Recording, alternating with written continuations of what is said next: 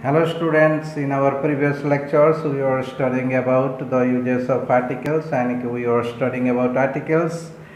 So after completing articles we are proceeding towards voice. Today we shall study voice in this lecture. Okay? Study the following sentences. He sings a song. A song is sung by him. She cooks food. Food is cooked by her. Okay, first sentence को दोबारा देखिए. He sings a song. In this sentence he is subject, sings verb and a song is object. Here the work of singing is done by the subject he. यहाँ जो गाने का काम हो रहा है वो ही जो सब्जेक्ट है उसके द्वारा किया जा रहा है. यानी कि यहाँ जो सब्जेक्ट ही है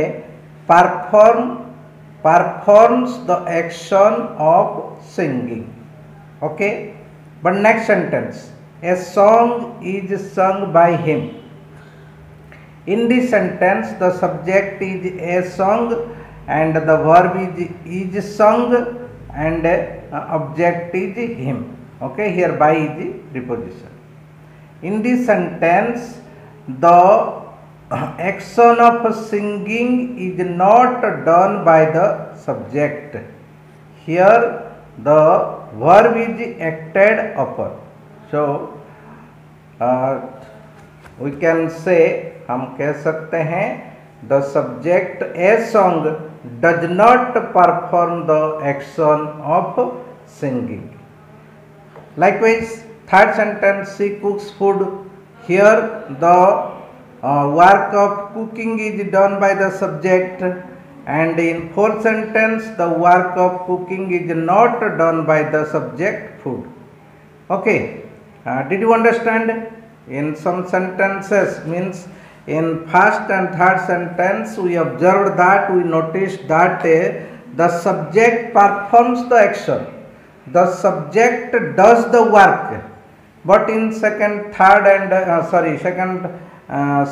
and fourth the subject does not perform the action. The subject does not perform the action. The action is not acted by the action is not acted upon by the subject. Okay, so voice क्या होता है फिर? Right, it shows whether the subject of the verb acts or is acted upon. ये जो voice है ये दर्शाता है कि क्या सब्जेक्ट ऑफ द वर्ब का जो सब्जेक्ट है वो कार्य करता है या उसके द्वारा किया जाता है. और whether the subject performs the action, क्या वो सब्जेक्ट उस एक्शन को परफॉर्म करता है या the subject receives the action, या वो सब्जेक्ट एक्शन को रिसीव करता है. ठीक है ना? वॉइस क्या हुआ?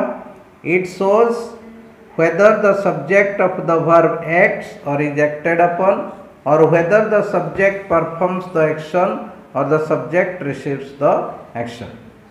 Next, voices are of two types. Voice दो प्रकार के हैं. One is active voice and the other one is passive voice.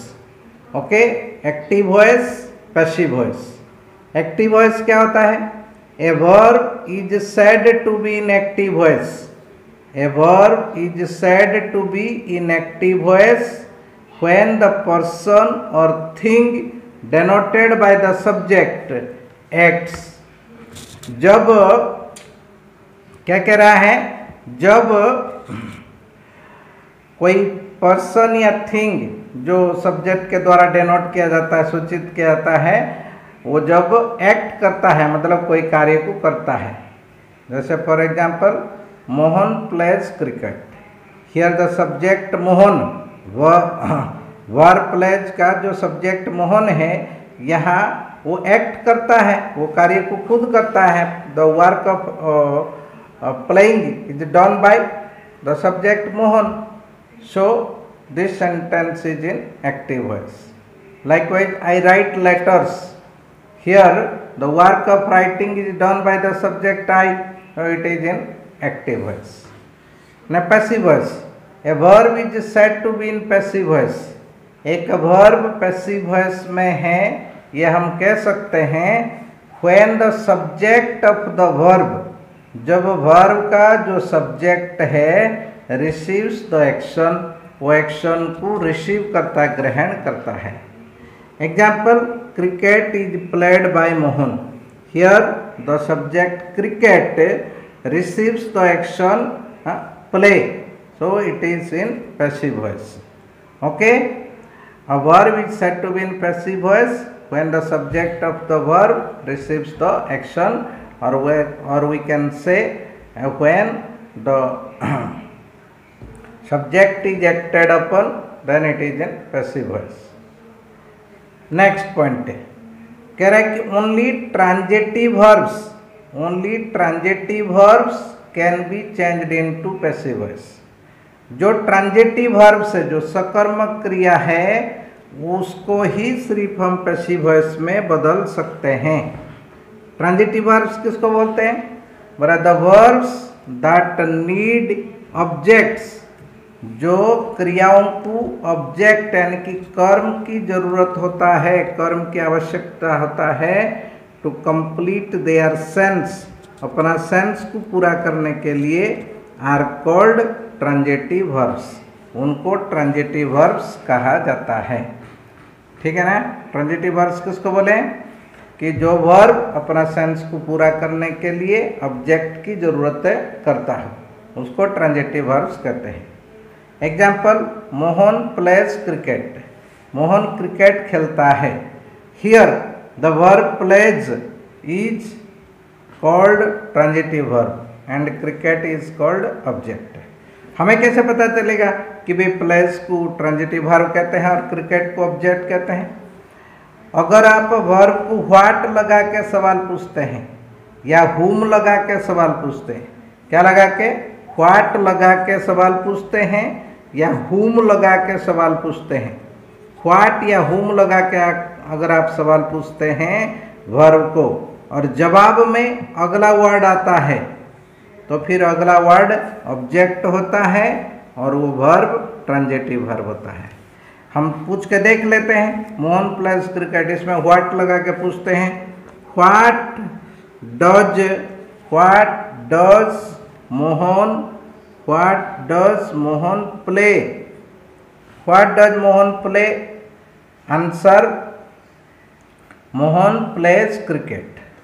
तो आंसर में जो आया वो हो गया ऑब्जेक्ट, और जो वर्ब है उसको ट्रांजिटिव वर्ब बोलते हैं. Did you understand? Okay. Next, steps to change the voice. Voice change करने के लिए क्या स्टेप्स है, क्या चरण है, मतलब किस तरह हम वॉइस चेंज करते हैं? पहला step, first find out the subject verb and object. जो सेंटेंस लिखा हुआ है, चाहे वो एक्टिव में हो या पैसिव में हो, जो सेंटेंस लिखा हुआ है उसको पहले आपको देखना है which is the subject, which is the verb and which is the object. हाँ, so first of all you have to find out. सबसे पहले आपको फाइंड आउट करना होगा कि भाई इसमें सब्जेक्ट कौन है, वर्ब कौन है, ऑब्जेक्ट कौन है. तो उसके नीचे लिख दीजिएगा subject verb object. Then object of the active voice becomes the subject of the passive voice. जो एक्टिव वॉइस का जो ऑब्जेक्ट था, जो आपने तो subject verb object find out कर लिया ना, तो एक्टिव वॉइस का जो ऑब्जेक्ट था वो पैसिव वॉइस में सबसे पहले क्या बनेगा? सब्जेक्ट बनेगा. Okay, vice versa.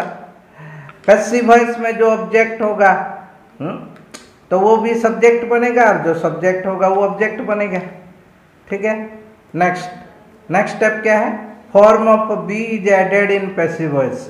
बी का फॉर्म पैसिव वॉइस में ऐड किया जाएगा according to tense and person and number. Person और नंबर के अनुसार और टेंस के अनुसार बी का फॉर्म पैसिव वॉइस में ऐड किया जाएगा. Next, past participle form of verb is used. यानी कि पैसिव वॉइस में हमेशा भर की थर्ड फॉर्म का प्रयोग किया जाता है। लिसन मी, पैसिव वॉइस में हमेशा भर की थर्ड फॉर्म का प्रयोग किया जाता है। Always use third form of verb in passive voice. Third form of verb is called past participle form of the verb. Okay, फिर next step, mostly preposition by is used to.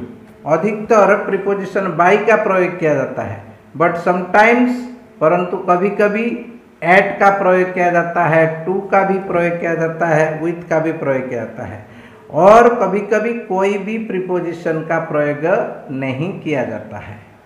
ठीक है ना। ये प्रीपोजिशन प्रयोग कहाँ नहीं किया जाएगा आपको बाद में बता दिया जाएगा। नेक्स्ट स्टेप क्या है ना, subject of active voice becomes the object of passive voice. और एक्टिव वॉइस का जो सब्जेक्ट था वो लास्ट में प्रीपोजिशन के बाद पैसिव वॉइस में ऑब्जेक्ट बनता है। ओके, सो यानी कि हमने देखा वॉइस टू टाइप्स के हैं, एक्टिव वॉइस, पैसिव वॉइस। और स्टेप्स में हमने देखा कि भाई ऑब्जेक्ट सब्जेक्ट बनता है, एक्टिव वॉइस में जो ऑब्जेक्ट था पैसिव वॉइस में वो सब्जेक्ट बनता है, और जो सब्जेक्ट था वो लास्ट में ऑब्जेक्ट बनता है, लेकिन उससे पहले जो वर्ब था उसका नया फॉर्म हो जाता है। नया form means be plus third form of verb हो जाता है। क्या हो जाता है, be plus third form of verb. Okay, हाँ, तो बी का क्या रूप है अलग अलग टेंस के अनुसार आपको बता रहे हैं हम। बी का फॉर्म अलग अलग टेंस में कैसे होता है। बी का फॉर्म इज, एम या आर होता है। बी का रूप इज, एम, आर होता है। कब होता है ना, प्रेजेंट इंडेफिनाइट टेंस में। जब एक्टिव वॉइस का वर्ब प्रेजेंट इंडेफिनाइट टेंस में होगा तो आप बी के लिए इज, एम, आर का प्रयोग करेंगे, फिर वर्ब की थर्ड फॉर्म का प्रयोग करेंगे। प्रेजेंट इंडेफिनाइट का क्या मतलब है, प्रेजेंट इंडेफिनाइट मतलब वर्ब की फर्स्ट फॉर्म यूज होगा। अगर वर्ब की फर्स्ट फॉर्म है तो आप इज, एम, आर के साथ थर्ड फॉर्म करोगे। प्रेजेंट इंडेफिनाइट मतलब वर्ब की फर्स्ट फॉर्म के साथ एस, ई, एस, आई, एस लगता है, तो भी आप क्या करेंगे, ना इज, एम, आर के साथ वर्ब की थर्ड फॉर्म का प्रयोग करेंगे। प्रेजेंट इंडेफिनाइट में do, does plus not plus verb की फर्स्ट फॉर्म का प्रयोग किया जाता है, तो भी आप is, am, are plus not plus verb की थर्ड फॉर्म का प्रयोग करोगे। प्रेजेंट इंडेफिनाइट में डू, डज प्लस वर्ब की फर्स्ट फॉर्म का प्रयोग किया जाता है, तो आप इज, एम, आर के साथ वर्ब की थर्ड फॉर्म का प्रयोग करेंगे। तो ये पॉजिटिव में होता है, और ये नेगेटिव में होता है, और ये इंटरोगेटिव में होता है। ओके, नेक्स्ट, बी का रूप वाज या वर करना है। बी का रूप वाज या वर करना है। कब करना है, पास्ट इंडेफिनाइट में। जब वर्ब पास्ट इंडेफिनाइट में होगा, जब एक्टिव वॉइस का वर्ब, जब एक्टिव वॉइस का वर्ब पास्ट इंडेफिनाइट में होगा तो आप क्या करेंगे, वाज वर के साथ वर्ब की थर्ड फॉर्म करेंगे। पास्ट इंडेफिनाइट मतलब वर्ब की सेकंड फॉर्म होगा तो वाज वर के साथ थर्ड फॉर्म करोगे, या डिड प्लस वर्ब की फर्स्ट फॉर्म होगा तो भी आप वाज वर के साथ थर्ड फॉर्म करोगे, या डिड नॉट प्लस वर्ब की फर्स्ट फॉर्म होगा तो भी आप वाज वर के साथ थर्ड फॉर्म करोगे। पास्ट इंडेफिनाइट का मतलब क्या है, मैं आगे इसको खोल कर बता रखा हूँ, आगे फिर डिटेल्स में आपको बता रखा हूँ। ठीक है ना। नेक्स्ट, अगर कंटिन्यूअस टेंस आया, अगर continuous, whether it is present continuous और पास्ट कंटिन्यूअस, कंटिन्यूअस आया मीन्स आपको क्या करना है ना, बीइंग प्लस वर्ब की थर्ड फॉर्म करना है। यूं मजाक में बोल देते हैं कंटिन्यूअस टेंस में क्या आता है, आईएनजी फॉर्म आता है, इंग। कंटिन्यूअस टेंस में इंग आता है, इंग आया मीन्स आपको बीइंग का प्रयोग करना है। अगर इज, एम, आर के साथ वर्ब के आईएनजी फॉर्म आया तो आप is, am, are plus being plus verb की थर्ड फॉर्म करोगे। ठीक है ना। इज, एम, आर के साथ अगर आईएनजी फॉर्म आया तो is, am, are plus being plus verb की थर्ड फॉर्म करोगे। बीइंग और वर्ब की थर्ड फॉर्म अलग नहीं होना चाहिए। लिसन मी, बीइंग और वर्ब की थर्ड फॉर्म अलग नहीं होना चाहिए। इस तरह पास्ट कंटिन्यूअस टेंस में वाज वर के साथ वर्ब के आईएनजी फॉर्म आता है, वाज वर के साथ वर्ब के आईएनजी फॉर्म आएगा मीन्स आपको was were plus being plus verb की थर्ड फॉर्म करना है। ये जो इजेमार वाजोर का प्रयोग किया जाता है, हैवेज का प्रयोग किया जाता है, ये सब्जेक्ट के अनुसार प्रयोग किया जाएगा। एक्टिव वॉइस में जो ऑब्जेक्ट था, एक्टिव वॉइस में जो ऑब्जेक्ट था, पैसिव वॉइस में जब सब्जेक्ट बनता है उसके अनुसार आपको इजेमार वाजोर हैवेज इस तरह प्रयोग करना है। नेक्स्ट, परफेक्ट टेंस अगर आए तो आपको बीन का प्रयोग करना है। परफेक्ट टेंस में क्या प्रयोग करना है? बीन। ये BEEN बीन। कंटिन्यूअस में था बीइंग और ये परफेक्ट टेंस में आपको बजाना होगा बीन। परफेक्ट टेंस मतलब क्या है? हैवेज के साथ वर्ब की थर्ड फॉर्म आता है या हैड के साथ वर्ब की थर्ड फॉर्म आता है। चाहे वो हैवेज के साथ वर्ब की थर्ड फॉर्म आए या हैड के साथ वर्ब की थर्ड फॉर्म आए, तो आपको क्या करना है? Haves plus been plus verb की थर्ड फॉर्म करना है या had plus been plus verb की थर्ड फॉर्म करना है। इस तरह फ्यूचर परफेक्ट में शाल हैव विल हैव के साथ वर्ब की थर्ड फॉर्म आता है, तो आपको क्या करना है? शाल हैव बीन या will have been plus verb की थर्ड फॉर्म करना है। तो ये जो बीन और वर्ब की थर्ड फॉर्म अलग नहीं होना चाहिए। जैसे बीइंग और वर्ब की थर्ड फॉर्म अलग नहीं हुआ, इस तरह बीन और वर्ब की थर्ड फॉर्म अलग नहीं होना चाहिए। ओके। नेक्स्ट, बी का रूप बी होता है। कहाँ? ना मोडाल्स में। मोडाल्स में बी का रूप बी होता है। मोडाल्स मतलब साल, will, can, could, may, might, must, should, would, ये सारा आपने मोडाल्स ऑलरेडी पढ़ चुके हैं। तो ये मोडाल के साथ हमेशा वर्ब की फर्स्ट फॉर्म का प्रयोग किया जाता है। We always use first form of verb with modals. Okay. तो जब मोडाल्स के साथ वर्ब की फर्स्ट फॉर्म आएगा तो आप वो मोडाल्स रखोगे प्लस बी प्लस वर्ब की थर्ड फॉर्म करोगे। ये जो साल विल है ये सब्जेक्ट के अनुसार चेंज होता है। भाई आई वी के साथ साल, बाकी सब के साथ विल लगता है। बाकी जो ये कैन, में, कुड, शुड, ये सभी प्रकार के सब्जेक्ट के साथ यूज हो सकते हैं। तो मोडाल्स का प्लस वर्ब की फर्स्ट फॉर्म आया, मीन्स आपको क्या करना है? Modal plus be plus verb की थर्ड फॉर्म करना है। ओके। नेक्स्ट,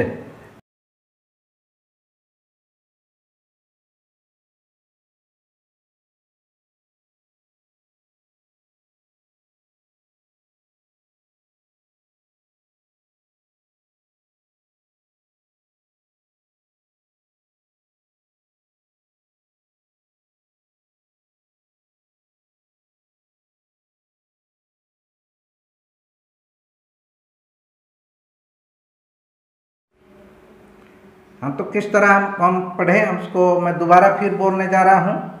मैंने कहा कि वर्ब की फर्स्ट फॉर्म आएगा तो इजेमार के साथ वर्ब की थर्ड फॉर्म करना है।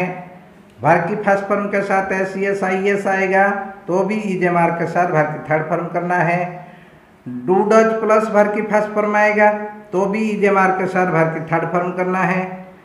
डू नॉट डज नॉट के साथ वर्ब की फर्स्ट फॉर्म आएगा तो इजेमार प्लस नॉट प्लस वर्ब की थर्ड फॉर्म करना है। यानी कि प्रेजेंट इंडेफिनाइट में अगर आया तो हमेशा इजेमार के साथ वर्ब की थर्ड फॉर्म करना है। नेक्स्ट, इजेमार के साथ वर्ब की ING फॉर्म आया तो इजेमार प्लस बीइंग प्लस वर्ब की थर्ड फॉर्म करना है। इंग आया मीन्स आपको बीइंग लगाना है। बीइंग और वर्ब की थर्ड फॉर्म अलग नहीं होना चाहिए।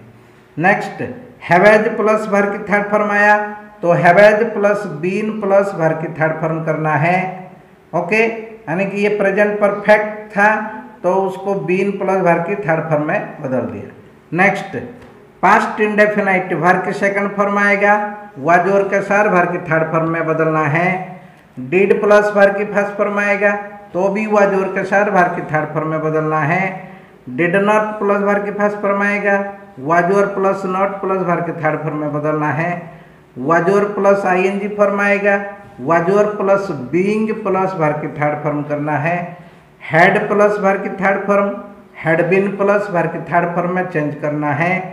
शाल विल प्लस वर्ब की first form shall will plus be plus verb की थर्ड फॉर्म में चेंज करना है। Shall will plus have plus verb की थर्ड फॉर्म तो shall will plus have been plus verb की थर्ड फॉर्म में change करना है। नेक्स्ट, मोडाल प्लस वर्ब की फर्स्ट फॉर्म आएगा तो modal plus be plus verb की थर्ड फॉर्म में चेंज करना है। इस तरह टू बी आएगा मतलब भाई इन्फिनेटिव आएगा, इन्फिनेटिव, इन्फिनेटिव, इन्फिनेटिव आएगा तो आप क्या करोगे, टू बी के साथ वर्ब की थर्ड फॉर्म करना। ओके, नेक्स्ट मैंने कहा कि जो रिमेंबर, याद रखिए, याद रखिए, no change in tense, tense में कोई परिवर्तन नहीं करना, टेंस में किसी भी प्रकार की परिवर्तन नहीं करना, जो भी टेंस में है उसी टेंस में रखना, प्रेजेंट में है तो प्रेजेंट में रखना, पास्ट में है तो पास्ट में रखना, फ्यूचर में है तो फ्यूचर में रखना, टेंस नहीं बदलना। Please remember, do not change the tense while changing active to passive, और no change in structure, structure में भी कोई परिवर्तन नहीं करना। स्ट्रक्चर मतलब अगर वो पॉजिटिव में है तो आप भी पॉजिटिव में रखिए, नेगेटिव है तो आप भी नेगेटिव में रखिए, इंटरोगेटिव है तो आप भी इंटरोगेटिव में रखिए। ओके, और WH है तो आप भी WH में रखिए, WH है तो आप भी WH में रखिए। ओके, और नेगेटिव है तो नेगेटिव में रखिए, पहले सब्जेक्ट है तो आपका भी पहले सब्जेक्ट आना चाहिए, पहले हेल्पिंग वर्ब है तो आपका भी पहले हेल्पिंग वर्ब आना चाहिए। स्ट्रक्चर का चेंज नहीं होना चाहिए, ठीक है क्या। और क्या याद रखें ना, use helping verb after WH word, WH word के बाद हेल्पिंग वर्ब का प्रयोग करें। ये जो WH word what, where, when, how, why, whose etcetera, इनके बाद हमेशा हेल्पिंग वर्ब का प्रयोग करें। ओके, हमेशा हेल्पिंग वर्ब का प्रयोग करें, ठीक है क्या, याद रहा कि नहीं रहा। Now we shall study, now we shall study changes occur in pronouns, changes occur in pronouns, pronoun में किस तरह परिवर्तन किया जाता है, प्रोनाउन में किस तरह परिवर्तन किया जाता है उसको हम पढ़ेंगे। ब्रेक कि भाई अगर सब्जेक्ट में आई है तो ऑब्जेक्ट में आप उसको मी में बदल दोगे, अगर ऑब्जेक्ट में मी है तो सब्जेक्ट में आई में बदल दोगे, ठीक है क्या। तो इसलिए आई को मी में, मी को आई में बदलना है, वी को अस में, अस को वी में बदलना है, और यू को यू में ही रहने देना। इस तरह ही को हिम में बदलना है, हिम को ही में बदलना है, सी को हार में बदलना है, हार को सी में बदलना है, दे को दे में बदलना है, और देम को दे में बदलना है, और हु को बाई हुम में बदलना है, बाई हुम को हु में बदलना है। इस तरह ये प्रोनाउंस में सारे परिवर्तन किया जाता है। ओके, और एवर को नेवर में बदलना, नेवर को एवर में बदलना। जब आप नेवर को एवर में बदलोगे तो एवर वाले सेंटेंस में नॉट का प्रयोग करना, ठीक है क्या, क्योंकि नेवर मीन्स नेगेटिव में था, जब आप एवर में बदलोगे एवर के साथ नॉट का प्रयोग करोगे तो एवर प्लस नॉट को आप नेवर में बदलोगे, वहाँ फिर नॉट हट जाएगा। इस तरह नोबडी को एनीबडी में और एनीबडी को नोबडी में। When nobody will be changed into anybody, then use not in the sentence. But when anybody will be changed into nobody, then don't use not in the sentence. Okay, समझ आए क्या। सो ये सारे परिवर्तन इस तरह प्रोनाउंस में किए जाते हैं, और आगे आपको वर्ब में परिवर्तन बता दिया। ओके, नेक्स्ट फिर हम नेक्स्ट लेक्चर में पढ़ेंगे। For today this much only, thank you.